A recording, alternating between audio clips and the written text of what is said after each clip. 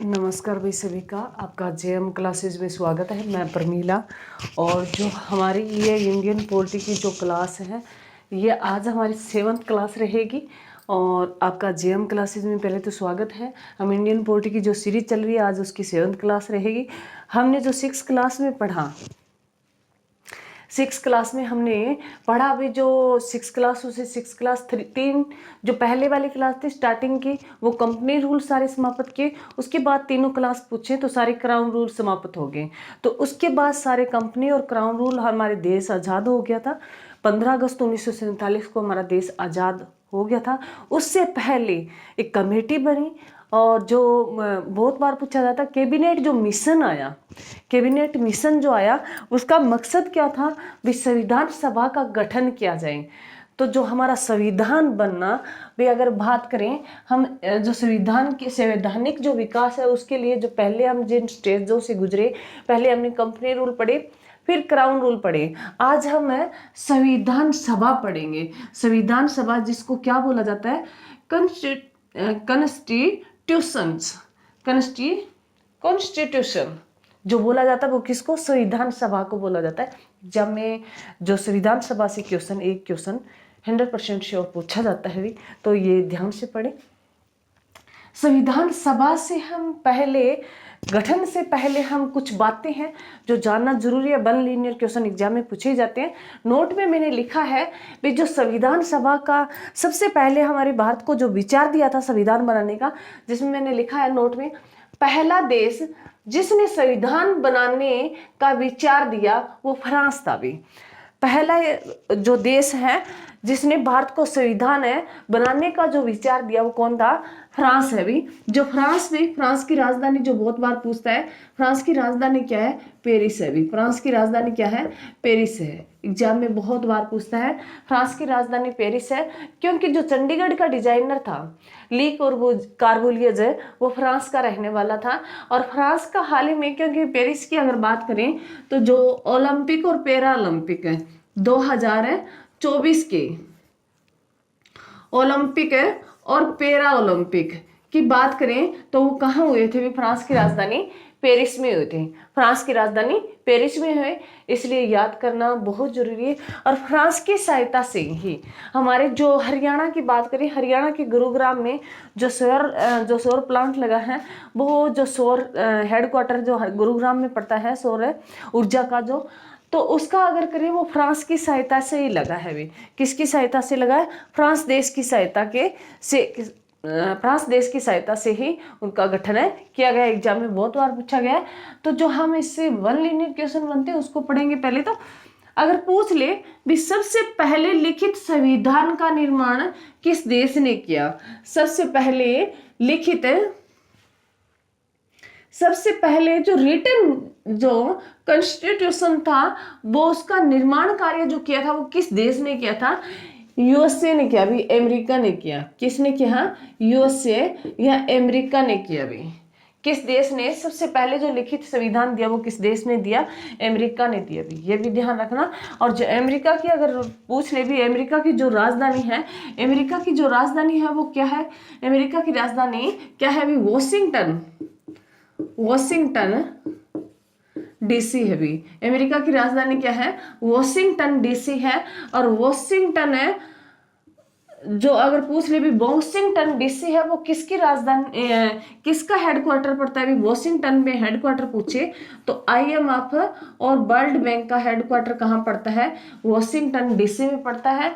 और वॉशिंगटन जो डीसी है वो किसकी राजधानी है? यूएसए के। एग्जाम में बहुत बार पूछा गया है, तो ये ध्यान रखना। वॉशिंगटन है इसका हेडक्वार्टर। इसमें किसका हेडक्वार्टर पड़ता है? आईएमएफ का और वर्ल्ड बैंक का। आईएमएफ वही इंटरनेशनल मॉनेटरी फंड। जो आईएमएफ और वर्ल्ड बैंक, मैंने पूरी इसकी वीडियो दे दी है। और जो मेरी इकोनॉमिक्स की प्लेलिस्ट है उसमें आपको आईएमएफ और वर्ल्ड बैंक की मैंने इसके बारे में सब कुछ पढ़ाया। जरूर एक बार वहां जाके जरूर देखें। अगर उसके बाद करें विश्व का सबसे कठोर संविधान की बात करें, विश्व का सबसे पहले लिखित संविधान किसका था? अमेरिका का था। और कठोर संविधान की बात करें वो भी किसका है? अमेरिका का है। किसका है? यूएसए का है। अगर लिखित संविधान पहला विश्व का वो भी अमेरिका का, और कठोर की बात करें वो भी अमेरिका का। अगर बात करें तो अमेरिका का जो संविधान है उसमें आर्टिकल 7 है भी। आर्टिकल कितने हैं? 7 है भी। उनके भाग है अलग अलग, वो अलग बात है। इसमें आर्टिकल कितने हैं? 7 है। ये भी ध्यान रखना। नेक्स्ट वन लीनियर क्वेश्चन पूछा जाता है, विश्व का पहला मौखिक संविधान लिखित किसका है? पहला वो पूछे तो यूएसए का है। कठोर संविधान पूछ ले तो किसका है? यूएसए का है। और पूछ ले विश्व का पहला मौखिक संविधान जो किसका है? भी ब्रिटेन का है। ब्रिटेन का संविधान है वो मौखिक है। और पहला विश्व का पहला मौखिक संविधान की बात करें तो ब्रिटेन का है। उसके बाद नेक्स्ट जो वन लीनियर क्वेश्चन है, विश्व का सबसे बड़ा लिखित संविधान। अगर बात करें विश्व का सबसे बड़ा लिखित संविधान की बात करें तो वो हमारे देश भारत का है भी। वो हमारे देश का भारत का है। सबसे बड़ा लिखित संविधान की बात करें तो हमारे देश का है। और पहला लिखित संविधान की बात करें तो यूएसए का है। और कठोर संविधान की बात करें तो यूएसए का है। मौखिक संविधान की बात करें तो ब्रिटेन का है। तो ब्रिटेन की राजधानी क्या है? ब्रिटेन की राजधानी क्या है? लंदन है। ब्रिटेन की राजधानी क्या है? लंदन है। भारत की राजधानी क्या है? नई दिल्ली है। भारत की राजधानी क्या है? नई दिल्ली है। और भारत की राजधानी नई दिल्ली से पहले भारत की राजधानी कौन सी थी? कोलकाता थी। अगर पूछ ले भी भारत की राजधानी है वो नई दिल्ली से पहले कौन सी भारत की राजधानी थी? कोलकाता थी। वेस्ट बंगाल की जो वर्तमान में राजधानी है वो भारत की राजधानी कहलाती थी। परंतु 1911 में जॉर्ज पंचम हमारे दिल्ली आए थे तो उन्होंने घोषणा कर दी भी हम भारत की राजधानी कोलकाता से दिल्ली शिफ्ट करेंगे। और जो भारत की राजधानी कोलकाता से दिल्ली शिफ्ट की गई वो 1912 में की गई। ये भी ध्यान रखना। उसके बाद अगर बात करें भारत का पहला व्यक्ति जिसने संविधान सभा की मांग उठाई, भारत का पहला व्यक्ति जिसने संविधान सभा की मांग उठाई वो था भी बाल गंगाधर तिलक, जिसने 1895 में संविधान बनाने की मांग उठाई थी। भी पहला अगर पूछ ले भी पहला भारतीय जिसने संविधान सभा की मांग उठाई वो कौन था? भी बाल गंगाधर तिलक था। और ये जो मांग उठाई थी ये कैसी मांग थी? भी अनौपचारिक थी। कैसी थी? अनौपचारिक थी। अनौपचारिक थी। कैसी मांग थी? अनौपचारिक थी मांग थी। अगर पूछ ले भी अनौपचारिक जो मांग उठाई सबसे पहले भारतीय कौन था? भी बाल गंगाधर तिलक था। उसके बाद अगर औपचारिक मांग उठाई भी भारत का पहला व्यक्ति जिसने संविधान सभा की जो मांग उठाई, कैसी मांग? भी औपचारिक मांग। कैसी मांग? भी औपचारिक मांग।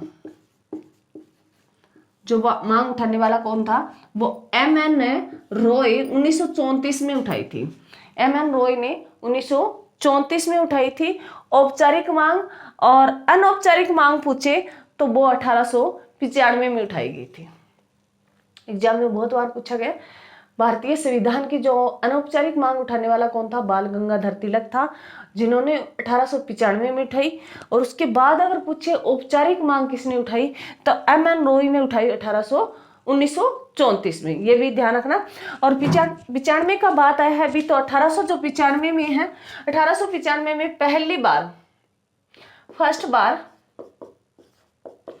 फर्स्ट बार कोलकाता अधिवेशन